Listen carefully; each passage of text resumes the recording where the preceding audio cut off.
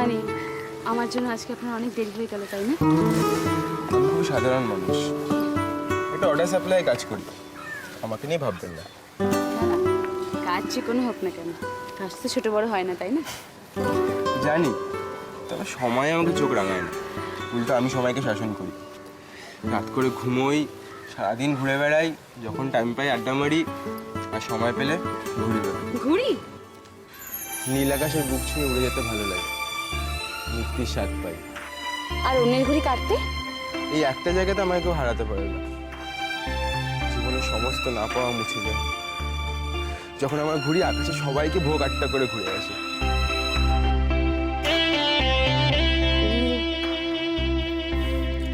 বড্ড ভুলভাল বকছি, তাই না? এ মা, না না। আচ্ছা, আপনার মধ্যে অনেক দেরি হয়ে গেল, তাই তো? ধুর, আপনি তো তাও অনেক কাজ করেন, আমি তো একদম বেকার। বাড়িতে বসে বসে বোর হচ্ছিলাম, তাই একটু শপিং করতে বেরিয়েছিলাম আর বন্ধুর বাড়ি যাবো ভেবেছিলাম। বাবা, বন্ধুর বাড়ি যেতে গিয়ে এত কাণ্ড? এখন মনে হচ্ছে কিছু কিছু দুর্ঘটনা ঘটা বেশ ভালো। সে কি? হ্যাঁ, এই যে যদি সাইকেলওয়ালাটা আমাকে ধাক্কা না মারতো তাহলে কি? তাহলে কি? ছোটবেলায় আমি একবার ময়দানে ঘুড়ি ওড়ানো দেখতে গিয়েছিলাম বিশ্বকর্মা পুজোর সময়। তারপর ছেলেবেলাটা যে কেন এরকম হারিয়ে যায়। বড় হওয়ার মজাও কিন্তু কম নয়, এখনো ময়দানে ঘুরে বেড়ানো হয়। একদিন যান, বন্ধুদের সঙ্গে ঘুরে আসুন। যাবো। চলুন, আপনাকে আমার বন্ধুর বাড়ি অবধি পৌঁছে দিই। না না, তার কোনো দরকার হবে না, এমনিতেই আজকে আপনি আমার অনেক উপকার করেছেন। তারপরে আবার আমি ঠিক চলে যেতে পারবো। শিওর? একদম। তাছাড়া আজকাল তো কেউ রাস্তায় কাউকে হেল্পই করতে চায় না। আপনি যে আমাকে হেল্প করছেন তার জন্য থ্যাঙ্কস এগেইন নীল। এত বারবার করে থ্যাঙ্কস বলে এটুকু একটা সামান্য ব্যাপারকে মহৎ করার কোনো দরকার নেই। বেশ, তাহলে আজকে যাওয়া যাক। বাই।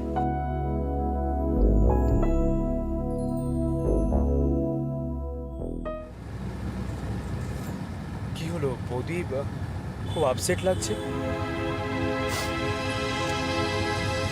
হ্যাঁ, একটু তো আপসেট আছি। লয়ার ভদ্রলোকের কথা শুনে কেমন যেন মনে হলো কি কাঠখোট্টাভাবে কথা বলে না, খুব অভদ্র টাইপের। বৌদি ডোন্ট ওয়ারি, এক একজন মানুষের নেচার এক এক রকম হয়। তবে ওজন লয়ার হিসাবে কিন্তু খুব ভালো, প্রচুর নামডাক আছে। হবে হয়তো, আমি না একদম ভরসা রাখতে পারছি না।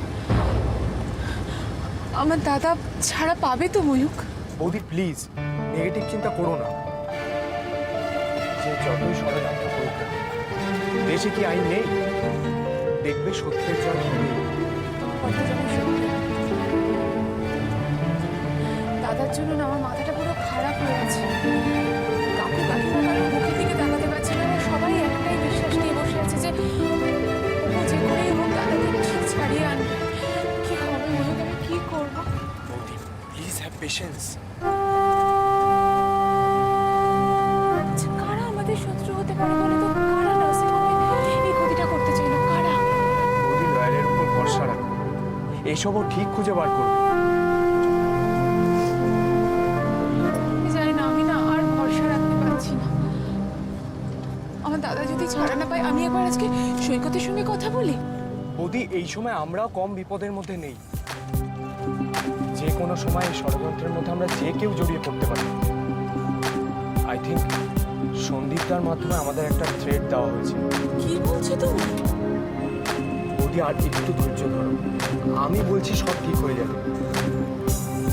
দিবাকর দেবরায় জানে কোন অসুখের কি মেডিসিন। তাছাড়া এই সময় বাবা নিশ্চয়ই চুপ করে বসে নেই। কি করে ধৈর্য ধরবো বলতে পারো? আরো একটা দিন, মানে 24 ঘন্টা, আর আমার দাদা লকআপে। আমি গেলেই ওরা জিজ্ঞেস করবে দাদা কবে ফিরবে। কি করে বোঝাবো, কি বলবো বলো তো? আমি কি বলবো? আর নিজেকেই ভাব কি করে সান্ত্বনা দেবো বলো তো?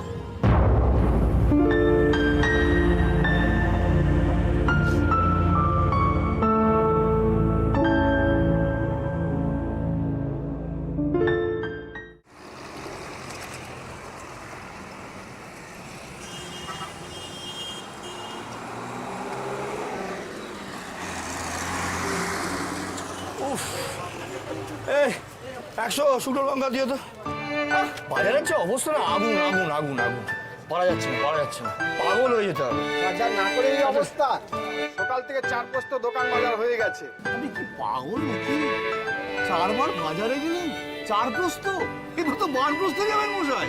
শুন, কি হলো কি, এই জন্য ফ্যামিলি প্ল্যানিংটা খুব জরুরি। এই আমাকে দেখুন, আমি, আমার বউ আর ফুটফুট একটি মেয়ে, কি সুন্দর ফ্যামিলি। কি হলোটা কি? সালা সালি আসছে, ভাপা ইলিশ খাবে। ইলিশের দাম 600 টাকা, বুঝলেন?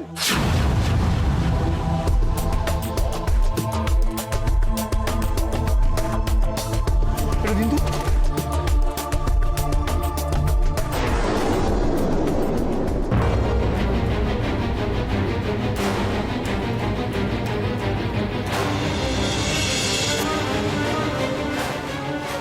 সন্দীপ মানে কোনো দাদা পুলিশ? না না না, এটা এটা হতে পারে না তো। ও দাদা, কোথায় গেলেন যে? না, এটা কিছুতেই হতে পারে না। জানো সুতপা, আজকে মনে হচ্ছে মন্দের মধ্যেও কত ভালো লুকিয়ে থাকে। এসব কি বলছো? মন্দের মধ্যে ভালো? এসব আবার হয় নাকি? হয় হয়, এটা এখন আমি তো কোনোদিন ভাবতেই পারিনি সৈকত নাসিমের দায়িত্ব নেবে। আর আজকে আমার বিপদের সময়ে আমার 2 ছেলে ঢাল হয়ে সামনে দাঁড়িয়েছে। কি যে আনন্দ, তোমাকে কি বলবো।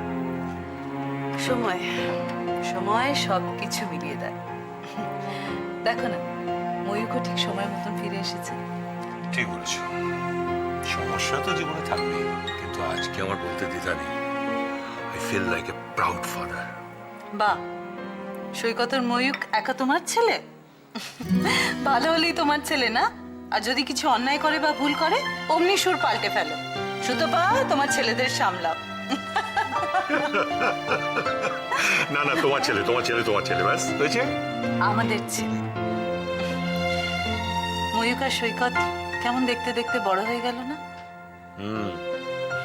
ময়ূকটার খুব দায়িত্ব জ্ঞান। বাহ, চমৎকার। সেই জন্য যে কোনো দায়িত্ব ওর ঘাড়ে চাপিয়ে দেবে? কেন দিদি ভাই, কি হয়েছে?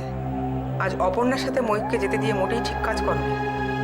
তোমাদের মাথায় কি কোনো বুদ্ধি নেই?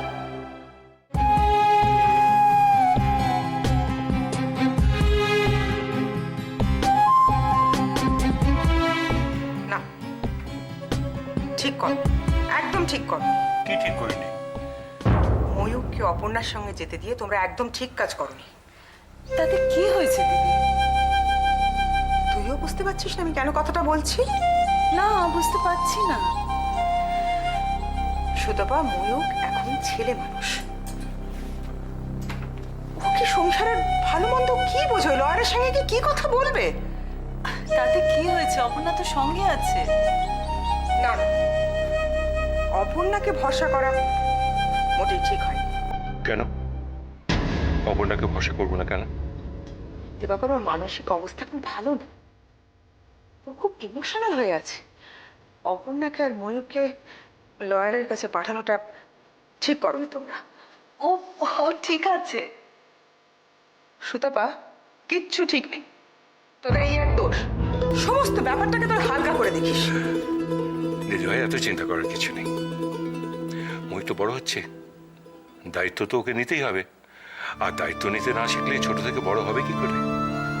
কিন্তু ভুল লোককে ভুল দায়িত্ব দিলে সেটা বিপজ্জনক। আচ্ছা, তুমি কি বলছো দিদি? বাড়ির প্রবলেমে ছেলেমেয়েরা যদি দায়িত্ব না নেয় তাহলে কে নেবে?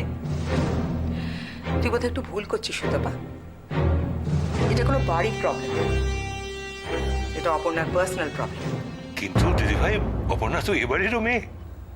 অবুঝের মতন কথা বলো না দিবাকর। তুমি কোনোদিন বাড়ির কোনো দায়িত্ব নিয়েছো? সবসময় তো নিজের কাজ নিয়ে ব্যস্ত থাকো। তুমি এসব জটিলতা কি বুঝবে? তাছাড়া দিনকাল পাল্টাচ্ছে। কিন্তু দিদি, দাদা,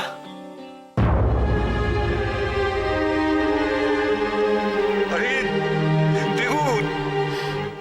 দেবজিৎ, দাদা দাদা দাদা, এসব কি শুনছি? কিছুক্ষণ আগে খবরের কাগজে দেখলাম বেরিয়েছে। দেবজিৎ, আমি জানতাম তুমি আসবে। আরে আরে থাক থাক থাক, থাক। অজিত কি সত্যি ফিরে এলো আবার? দোয়েল, হ্যাঁ বাবা।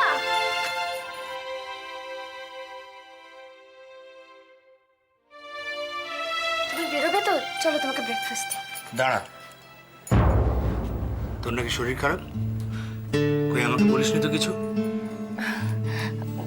না না বাবা, ঠিক আছে, একদম কিছু হয়নি। আমি সব জানি। কি জানো তুমি? সন্ধ্যা আমাকে বললো তো তুই কাল রাতের থেকে কিছু খাসনি। কি হয়েছে তোর? না না, আসলে কি বলো তো, আমি জানি তোর খাবার ইচ্ছে নেই। ইচ্ছে থাকবে কি করে? তুই তো কাল রাত্রে বমি করেছিস। বাবার কাছে লুকোচ্ছিস সব। কিচ্ছু না বাবা, আসলে একটু অ্যাসিড হয়েছে, সেই জন্যই খেতে পাচ্ছি না। তো খালি পেটে থাকলে তো অ্যাসিড আরো বাড়বে। চল আমার সাথে ব্রেকফাস্ট করবি, চল। বাবা, আমার না একদম খেতে ইচ্ছে করছে না, কিছু ভালো লাগছে না। আমার দিকে তাকা, আমার দিকে তাকা, তাকা আমার দিকে। কি হয়েছে? বাড়ির কথা মনে পড়ছে? বাড়ির সবার কথা মনে পড়ছে? না না, আমি একদম ঠিক আছি বাবা। চাকে শোন, আমি একজন ডাক্তারকে আসতে বলছি, তুই একবার পুরো চেক আপ করে। বাবা, কিছু লাগবে না, আমি একদম ঠিক আছি। চলো, দেরি হয়ে যাচ্ছে, তোমাকে ব্রেকফাস্ট দিই। চলো চলো। কিচ্ছু তোকে যেতে হবে না, তুই এখানে শুয়ে রেস্ট নে। আমি সন্ধ্যাকে বলছি। বাবা, সন্ধ্যা কি করে জানবে তুমি ব্রেকফাস্টে কি খাও না খাও? আমার বাবা কি খায় একমাত্র আমি জানি। যাও। ইস,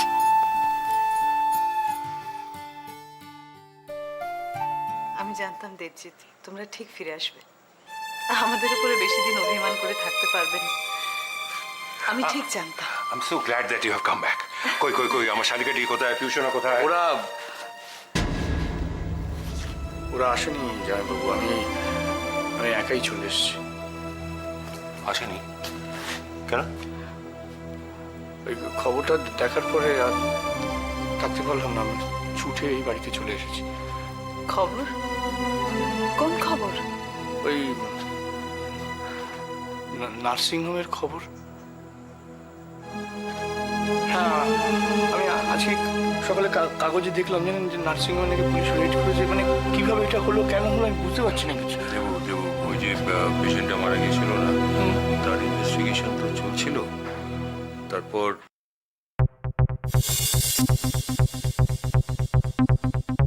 ওরা এসে সন্দীপকে অ্যারেস্ট করে নিয়ে গেছে।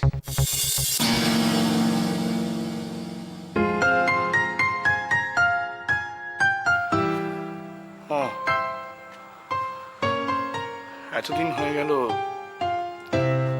তবু এই খবরটা আমাকে জানাবার প্রয়োজন মনে করলেন না। খবর পেয়ে তুমি কি করতে? তোমার হঠাৎ খুব ক্ষমতা বেড়ে গেছে নাকি? না দিদি ভাই, আমার সেরকম ক্ষমতা কোনোদিনই বাড়েনি। আপনার মতো তো নয়। আমি একজন নগণ্য মানুষ। সত্যি খবরটা পাওয়ার পর হয়তো আমি কিছুই করতে পারতাম না। জামাইবাবুরা বিপদে পড়েছে শুনেও আমি হয়তো সত্যি কিচ্ছু করতে পারতাম না।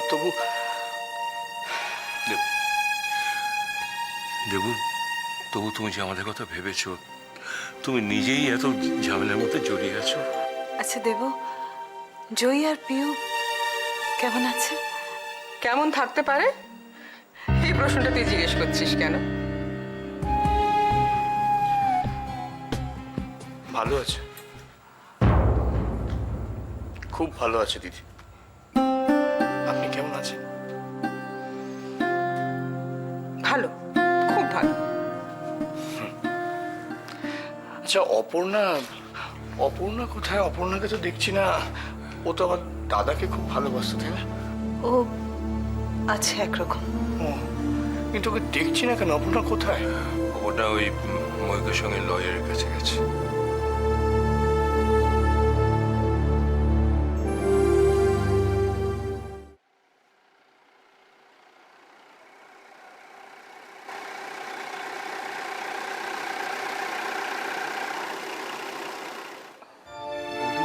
বাড়িতে চলে এসেছি, তুমি তাহলে বাড়িতে যাও। তুমি যাবে আছে। কি এমন কাজ তোমার যে বাড়ির সামনে এসে বাড়িতে না ঢুকে চলে যাচ্ছ? বৌদি, আমি একবার নার্সিং হোমে যাব। নার্সিং হোমে এখন? সে কখন বেরিয়েছি বলো তো আমরা? কিছু খাওয়াও তো হয়নি। চলো বাড়িতে চলো, একটু খেয়ে যাবে। তুমি চিন্তা করো না, আমি বাইরে ঠিক খেয়ে নেবো। তাছাড়া এখন বাড়িতে গিয়ে খেতে গেলে অনেক দেরি হয়ে যাবে। নার্সিং হোমে এখন তোমার কি কাজ বলো তো? সিচুয়েশনটা বোঝার চেষ্টা করো। জানো বৌদি, আমি ভাবছি আমি নার্সিং হোমে ডাক্তার হিসাবে জয়েন করব। সত্যি? হ্যাঁ সত্যি। আমি তো ডাক্তারি পাস করেই গেছি, আর প্র্যাকটিসের জন্য কোথাও না কোথাও জয়েন তো আমাকে করতেই হবে, তো নিজেদের নার্সিং হোম কেন? খুব ভালো ডিসিশন নিয়েছো এটা। সত্যি সত্যি খুব ভালো ডিসিশন নিয়েছো। আমি এখন বাড়িতে সবাইকে গিয়ে বলি? এক্ষুনি বলো না, আমি বাড়ির সবাইকে সারপ্রাইজ দেবো। আচ্ছা ঠিক আছে, সাবধানে যাও।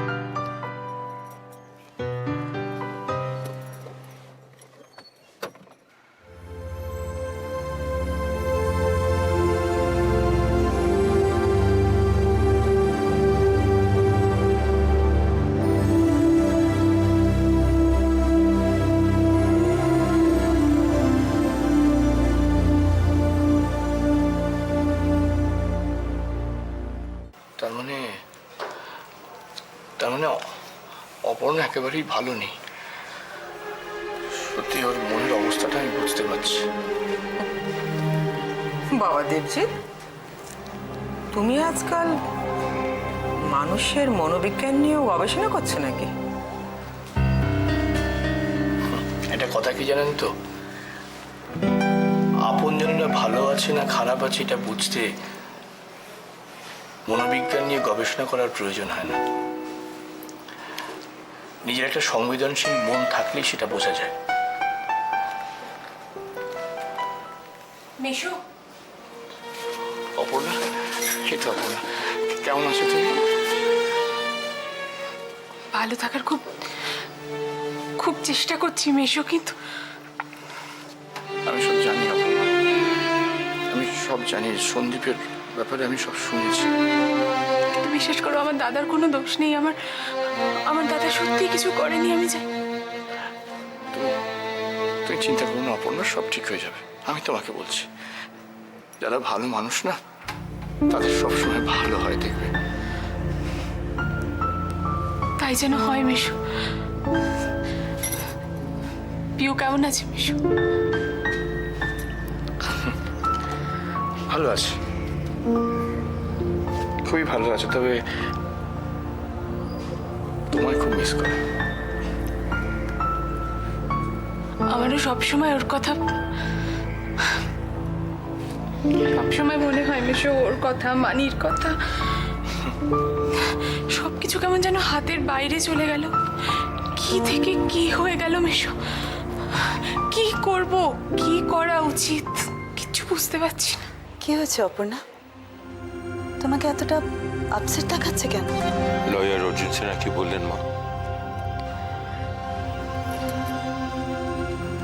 বললেন দাদার কেসটা খুব জটিল, ছাড়া পাওয়ার খুব একটা আশা নেই।